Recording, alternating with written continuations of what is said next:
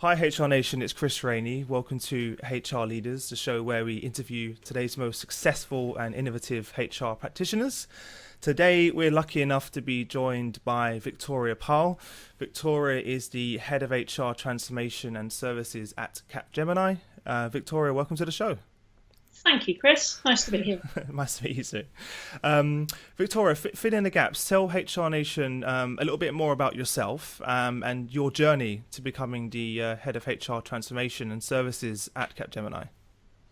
Indeed. So I joined Capgemini back in 2004, and I actually joined at that time as an IT program manager. For those out there who aren't familiar with Capgemini, we have about 190,000 people in over 40 countries. And as a bit of trivia, we're celebrating our 50th anniversary this year. Fantastic. We're pretty excited about it. If you search the hashtag Capgemini50, you'll see lots and lots of stories about our birthday. I'll make sure I add that in our posts. Thank you. We're a leader in the consulting technology and outsourcing service industries. And as I say, I joined in our technology services business back in 2004. I moved into HR almost by accident in 2009. So I was invited to join as a result of having that kind of project management background, to bring some of that into HR and to bring kind of a slightly more commercial focus, I guess, to HR at that time. And since then, the roles developed really organically. I guess if you had asked me back in 2009, will you stay in HR for the next decade, I would have probably said no. But as it's transpired, it moved on. I became lead business partner in part of our UK business. I then went on to become the HR director for our business down in Australia for a year. Then led a large transformation in the UK, and now I'm back in the UK as head of HR services and transformation. So it's been quite an organic journey, to be honest, to this point, but a really, really exciting one. Fantastic. It sounds like it. So going back from sort of to the beginning, really, what compelled you to pursue a career in the field of HR? Well, as I said, it was almost an accident. So I joined, I guess, to give more project management focus to the team, but then became really quickly really excited by what was actually happening in HR. So when I compare it to leading technology projects, which again, fabulous job, but when you're operating with people, you can just never predict where things are going to go. The kind of challenges you face on a daily basis, as all of your practitioners out there will know, no 2 days are the same. Yeah. And I love that.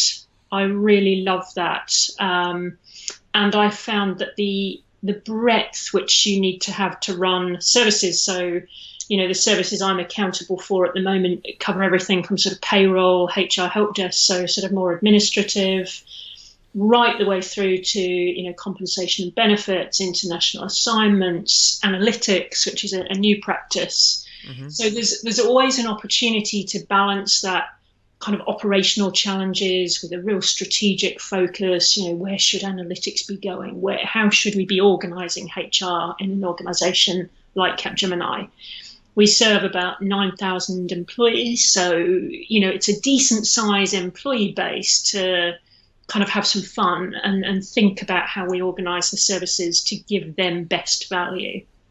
So, it's the best job I've ever had, without a doubt. And I think that's why I've stayed there and evolved the role. Yeah, I was going to say that, it's not many people I speak to that have been with a business as long as you have. So clearly I can hear the passion and excitement that you have in your job. So that's pretty incredible. I suppose that's the reason why you're still there, right? Indeed. Great. I think since 2004, I've worked in 2 countries, in 3 completely different areas of our business, in probably 5 or 6 different jobs. And I think, talking about successes, and I think Capgemini is a firm which really values people being mobile around the business and getting those different perspectives. And for someone like me who thrives in an environment of change, it's a perfect fit. So yes, absolutely, that's why I've stayed.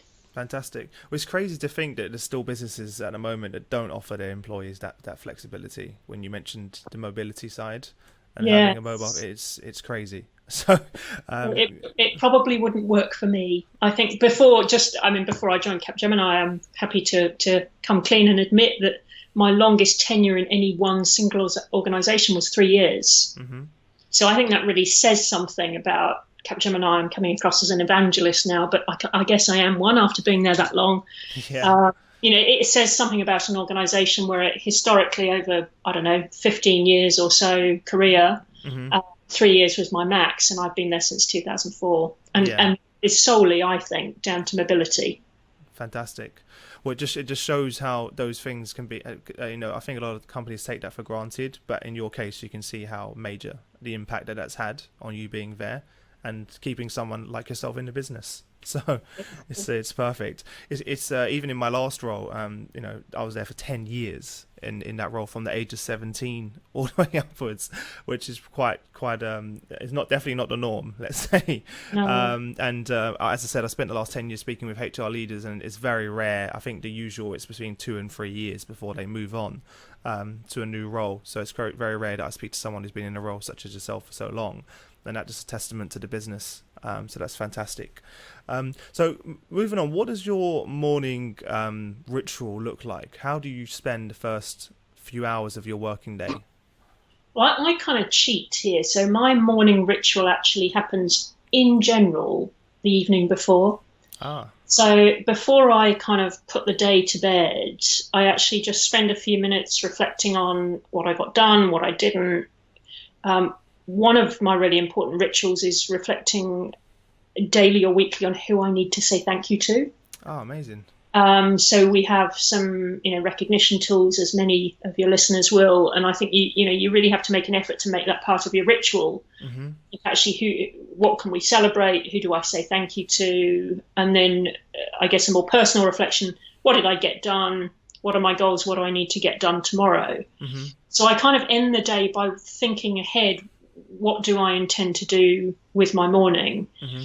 So generally when I arrive at my desk, I already have, either electronically or a piece of paper, if I'm so inclined, a view of what my day looks like and where I intend to start. Mm-hmm. I'm, as you can tell by how much I move around jobs, I'm easily distracted. I know that. So I need to kind of keep myself honest. And I find, unfortunately, if I start the day on looking at my calendar, checking email, I can waste an enormous amount of time there. So for me, my best part of my day is first thing in the morning, early while it's quiet. And if I can nail that, it sets me up for a great day. Yeah. So I tend to, preempt that by working it out the night before. You know what? We share that in common. I do exactly the same thing before I go to sleep, albeit I think that's the bad part because I do it in bed just before I go to sleep, which I get told off for many times. I write a list on Evernote. That's what I use, and that way when I walk in the office the next day, as you just said, I'm not thinking about what do I need to do today. I've got a very clear set of tasks that need to be completed, and then when I get home in the evening, I go through that list, reflect what did I get done, what I didn't, and then do the same thing all over again. And I found that really helped me when I get into the office. There's a clear objective and I know exactly what needs to be done. I really like the part that you touched upon a moment ago as well about the sort of the thank you and the gratitude that you show as well, because that means a lot to so many people. It's huge actually. So that's fantastic that you have that as part of your routine and not just something you do here and there. So what made you come up with that, by the way? What made that part of your daily routine? Quite simply, we implemented a tool in Capgemini that allows peer-to-peer recognition. Okay. So it can either be just a thank you, mm-hmm. or if a manager decides it's appropriate, it can have some financial implications. But the majority are just saying thank you. And I recognise that actually I wasn't using this tool when it very, very first came out. I thought, well, it's a great product. Why am I not using it? My team implemented it. And actually the reason why was really simple, because it wasn't part of my ritual. Okay. So I put it in my calendar. And initially I sort of put it in once a week, every Friday afternoon, just to remind me to pause, to reflect. And now it's becoming part of my DNA and my daily ritual. But I think if you want to change behavior, whether it's your own or, a corporate behavior, creating a ritual, making it part of something else that you do is a really good way to embed that. Mm-hmm. And that's why it's part of my routine. Because if I don't, create a ritual around it, it may not happen. And that for me would be unacceptable on this one. Yeah, definitely. It's hard, isn't it? The difficult of any of these things is always getting people to adopt a new habit.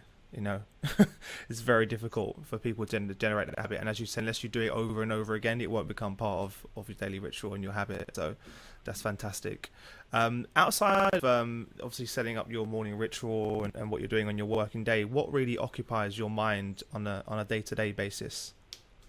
I suppose a couple of things. I mean, my job, I think, is relatively unique. I mean, maybe your listeners will feel differently. Maybe there's lots of us out there, and I look forward to hearing from them. Somebody else has got a similar job to mine. But it's got a real mix, operational and strategic. And I think, obviously in any operational HR role, there's a focus on making sure that those operations are aligned, really aligned to where our business is going, and a pretty rapidly changing HR environment out there. I mean, I didn't have a formal analytics team 2 years ago, for example. So it's, constantly my brain is looking for what should I evolving, mm-hmm. What changes do I need to make to the team? But also then I need to balance that. My secondary thought is, how much change can we accommodate? Yeah. And I look at that through two lenses. So the first is how much change can my team deliver? Mm-hmm. And of course, you can bring extra resource, you can do lots of things to create capacity, but I think there are still limits to how much change we can deliver, and more importantly, perhaps most, how much change the business can tolerate mm-hmm. in any time cycle. So my focus tends to be on that, taking that big picture view and thinking about everything that we're offering operationally and from a transformation perspective, and just making sure that kind of works. Mm-hmm. Yeah, that's my focus. I can imagine it being a balance to how much change you can really have as a business, whilst keeping everyone engaged, whilst keeping the business moving in the right direction. So completely understandable. Yeah. I think it is, and you don't, nobody gets it right 100% of the time. So you learn by those occasions where perhaps you didn't get that balance quite right. And so at this point in your career where you are now, obviously you've held a number of roles in the business. What would you say is your area of expertise? So what's one topic or area that you feel that HR leaders should be doing more of? I think that might be two different answers. So I think the first, what do I see as my area of expertise? I think if you look at my career, the golden thread is transformational change. Mm-hmm. So whether it was out as a program delivery director, sort of delivering projects to our clients, or whether internally in HR, my focus has always been, creating transformational change through people, and latterly, in the last decade, through people and usually digital technology. So that I think is my USP, were my core role. Of course, there are plenty of operational skills that sits within that, but I think that that's the USP. In terms of what do I think HR leaders develop more of, hugely situational. To be honest, I think different organisations will be on really different journeys. Transformations just mentioned as being what's one thing that you've been within that area the biggest impact? I think one thing, your whole team around what's happening in the technology HR. Okay. So I think we're digitalised that probably few of us would have expected 10 years ago. Yeah, definitely. Where we'll be in 10 years will probably be beyond my imagination and maybe beyond yours, or who knows. The pace of evolution is accelerating, as we know.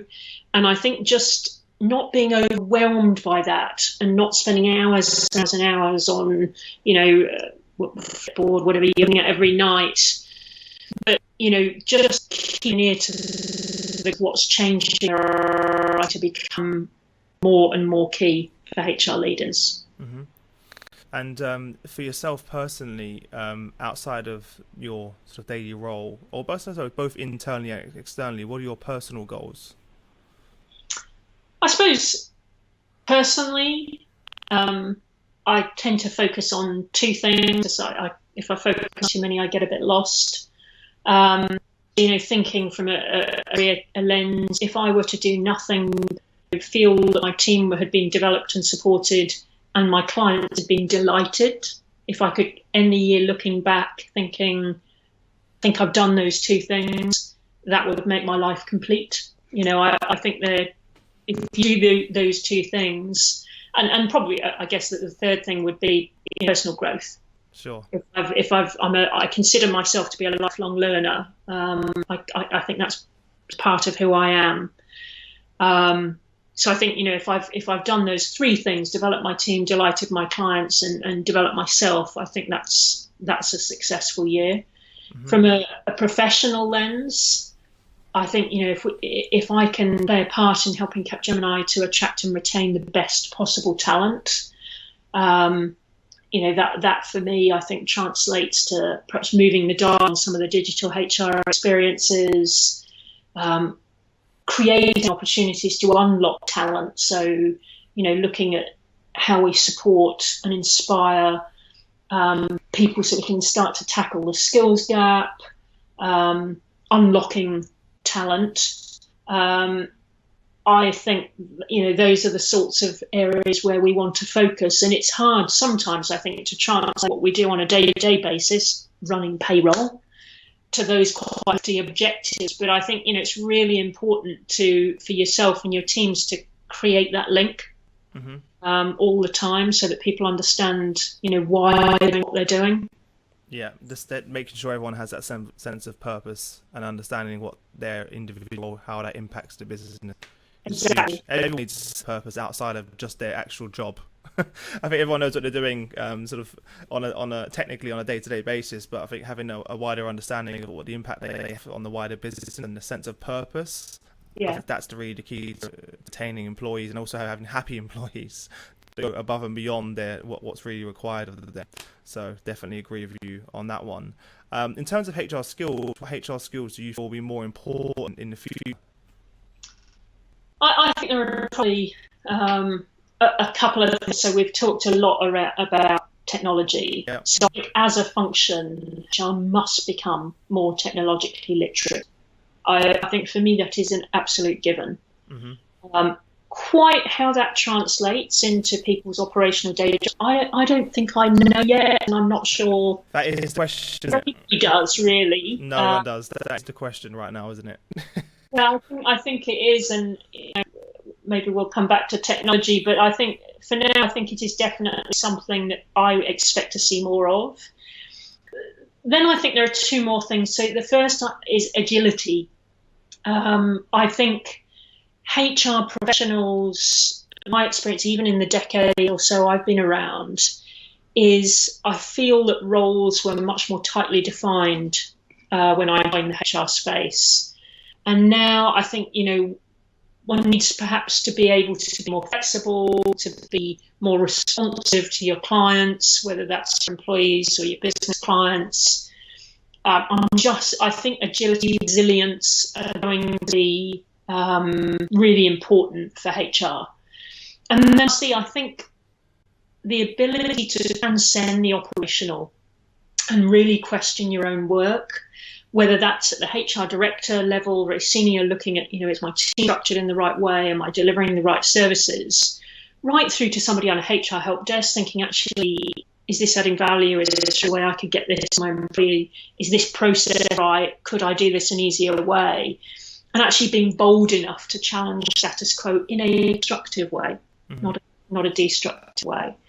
And I think that's a change. I think that, again, looking back over a decade, I don't know that we encourage those behaviours enough. Yeah, that's what I was going to say. I think it's more of a cultural shift. Would you agree in the mindset? I would agree. I think it's a global one. I'm pretty sure it's not unique to the Capgemini culture. I think, just You're right. Yeah. reading the HR press, I think it's very clear everybody is eager for change. And I think you've really got to embed that in the culture from the bottom to the very top for you to be able to successfully create what I call lasting change. I think anybody can create a change. The question is, can you make it stick? Yeah. So that being said, what effect do you feel will have HR over the next few years? I tell you, I'd be rich, I think, if I could inaccurately. It's true. I made a fortune as a consultant, but I don't think it's completely clear yet. Yeah. What I think I know is that I think expectations are really changing employees' expectations.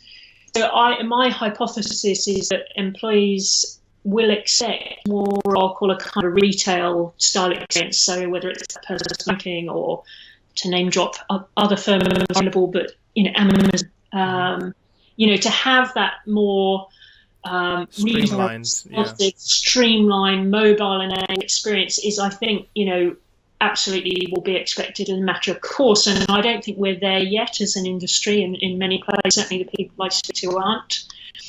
So, that I think will be a big change for many. I'm not sure it's a change, doesn't necessarily represent a change to what we do, but I think it changes how we do it. So I suspect it's known that there will be more automation for some repetitive tasks, but I think people are worried by that. I think it just changes the work slightly. So if I take an example of a HR help desk, at the moment, perhaps you've got a help desk person who's answering a phone call and explaining to somebody how they can access their benefits, for example. Looking ahead, there might be a chatbot doing that, but the help desk person instead is going to have to be thinking upstream, thinking, well, okay, what are the people asking? What do I need to tell the chatbot so that it can communicate? So I think it's we're not changing what we're doing, but it's how and the skills that we'll need. Definitely. And I think, that will also be hugely advantageous for whether it's candidates, employees, the idea that you can perhaps go onto a website one day, book an interview at a time that suits you rather than having to go with an agent. These things are great things. Yeah. Employees now, if we can take a training course on the bus on the way home, as opposed to having to be sitting at a desk or sitting in a meeting room, I think these are huge steps forward. And I think that the impact on the business is going to be huge, because a lot of that comes down to speed. The speed that people can access information and the speed that you'll be able to achieve tasks will be a lot easier. I think that you mentioned chatbots, because I've just implemented a chatbot actually in our own website to answer some questions for any of the members that we have. I've already seen a massive impact of that. Rather me through 20 inquiries that I'm going to get per day, and which I actually have to manually respond to. My chatbot's now dealing with those requests on a smaller scale than yourselves, but I can already see the impact and how immediately I could see in my head how that would have an impact on HR. Some more meaning tasks which just take a lot of time, right? But you are right, it's how you manage it and making sure that the right information is there, and then also how it talks with all of the other different parts of the business as well. Because I know from our last event we had that there's definitely not, systems are available now around HR tech. A lot of them aren't yet sort of working together with each other. So although you have a lot of things that are automated, it does link into the bigger picture, and you can't use one sort of system to read the data to use that to your advantage. I think we've still got a long way to go. A huge way to go. Yeah. I think system integration absolutely is on the pathway of HR, and that might not kind of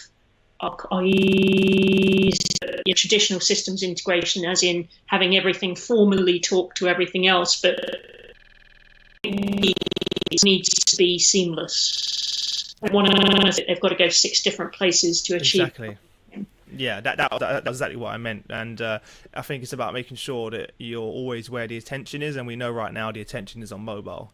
If you want to engage with an employee, you know every single employee is going to have a mobile, and then they're gonna engage with you that way. In this day and age, trying to get someone in sort of the new generation to log on to an online portal to go through various steps to then check find this information, it's just the adoption rate's going to be very low. Whether to actually use it, whether it's on a mobile, it's gonna work. So definitely agree with you on. I think there's probably also a second thing, and I don't know whether this will happen or take off or not really, but I think there's an interest in moving towards what I'll call a more evidence-based practice for HR. And I'm thinking about the rise of analytics and predictive analytics. I've been to a number of events, spoken to a number of practitioners recently who are just really interested in this, and how they can use analytics to, positively to drive employee engagement, to reduce attrition, and to make sure that they're delivering what their employees want. And I think that we'll see that increasing in importance over the coming years, and availability, hopefully. Yeah, definitely. We had a session around that recently with the head of people analytics for Travelex. I can't remember the guy's name now. I have to link him in the description. He's going to tell me off. But that session, I think I dropped a message to our community, and I think in a matter of hours it was sold out. And it was all around prescriptive and predict. There's 3 different versions, right? So prescriptive, predictive, and prescriptive. If I got it right. So there's a lot that was one of our sessions, which was extremely popular amongst our members, which was actually at the time was a big surprise to us, but now I see the reasons behind it as well. I think it will be, and I think HR practitioners just need to balance the desire to sort of rush to action on this with the kind of the classic mistake is that, I guess, or not mistake, but the thing is the difference between causation and correlation is something that comes up a lot. So you can look at a set of data and you can see 2 things. Oh my goodness, this must be true because these 2 things correlate. I.e., if you increase this, then this happens. But actually, to prove causation is much more difficult and takes a much longer period of time. So I think we're not there yet, but I think it's a topic in which people have a huge amount of interest. Perfect. Well, as you said before, I think we're just starting on this conversation, and I think it's going to be something which is definitely going to be in the forefront over the coming years. Moving on from that, in terms of your relationship internally, of course, the key to any of these changes that you mentioned earlier is the communication with the wider team, not only just the board, but also the different departments across the business. One of the biggest challenges, obviously, that we have, and from hearing from our members, is basically how to effectively communicate with your senior leadership team. So I'll be interested to know, what have you found that works best for you in terms of engaging with and communicating with the other board members and other senior management team? I think, to be honest, my kind of golden rules for communication are the same for me, I think, whether I'm communicating to our board or anybody else in the organisation or outside of it. So I have a couple of kind of rules, if you imagine me doing air inverted commas here. So I think they are, communicate often, keep it simple, be inclusive. So, don't limit distribution unless you really need to. And then lastly, and perhaps most importantly, is keep those communications focused on your recipients, i.e. don't write what you think people want to know, but put yourself in the seat of the recipient and kind of look at it from their lens. What would they need to know?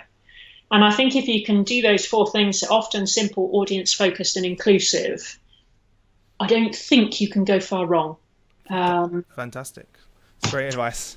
And so where do you see the biggest opportunity at the moment within the business, and in terms of the wider business, and how do you think that HR can help the company deliver on those objectives?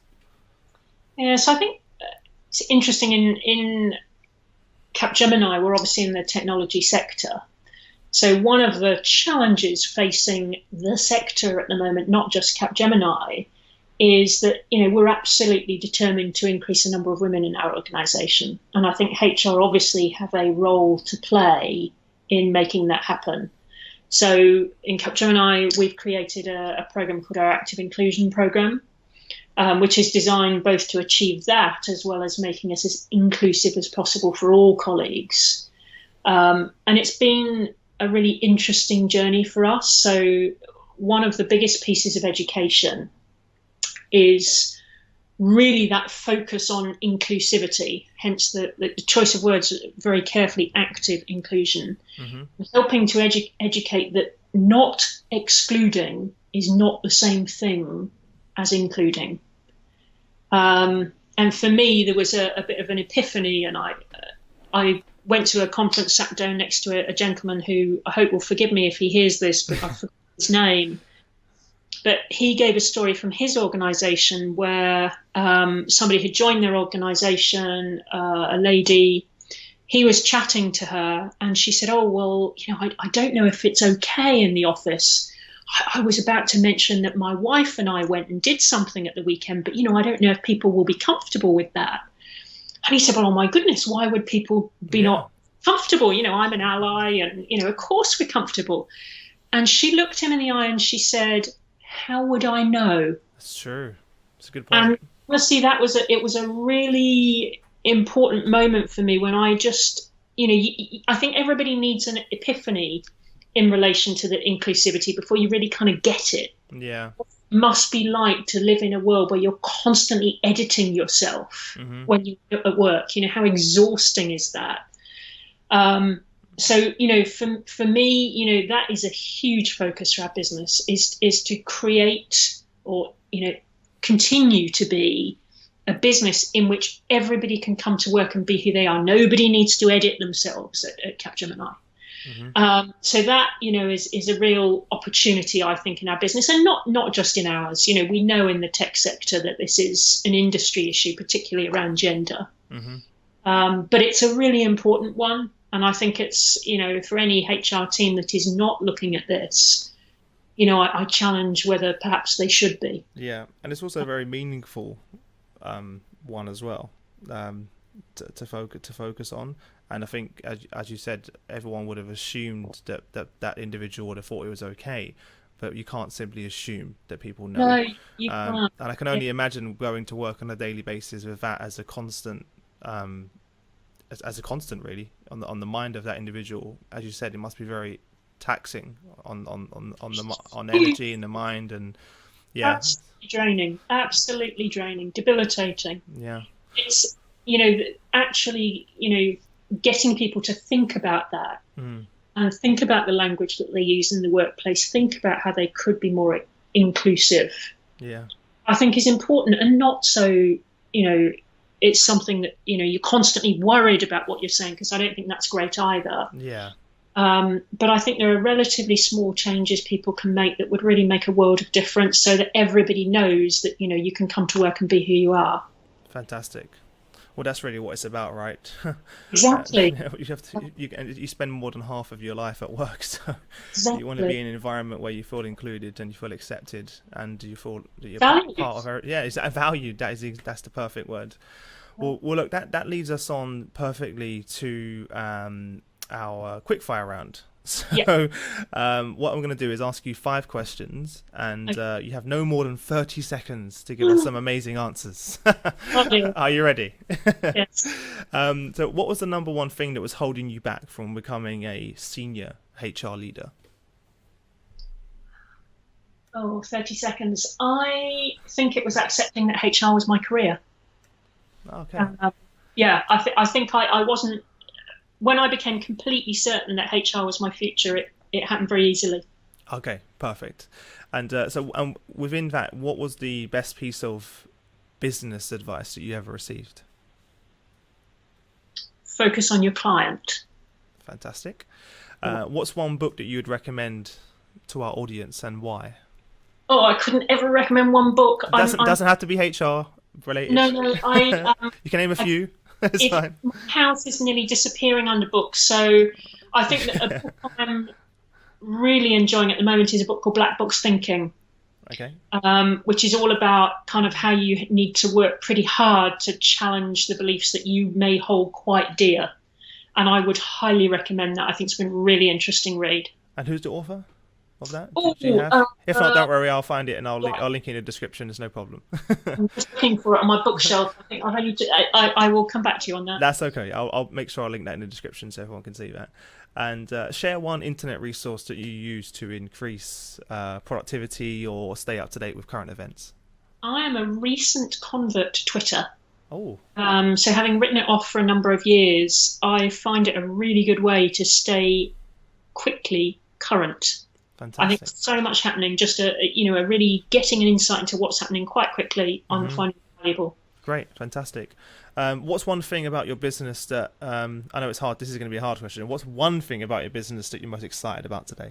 I'm sure there's many more than one, but I think there are loads more than one. I think technology, just the pace of change in technology, and what that means for my day job, and the amount of fun that you can have at the moment thinking about how we leverage some of these new technologies, I think is just fascinating, and watching how that unfolds and where it leads. I can only imagine. There's embracing change and no day's the same. So it's always good. Fantastic. Well, look, you've given us some fantastic actionable advice, so I know our members will definitely be better for it. So thank you for that. Give our listeners one parting piece of guidance, and then we'll say goodbye. One parting piece of guidance. I'm not sure I'm completely equipped, but I think if I were going to do one thing, I would say, be client focused and stay current. So perhaps, be a lifelong learner, perhaps. I think that's a fantastic piece of advice, by the way. It's amazing. Well, look, thank you again. Really appreciate you taking the time to join us. Guys, make sure you head over to hrleaders.com. There you'll find all of the show notes from the episode, everything we've been talking about, timestamps, links in the description for all of the resources. Victoria, thank you again for sharing your journey with us. We really appreciate it. And I wish you all the best until next week. Thank you, Chris. It's been a pleasure.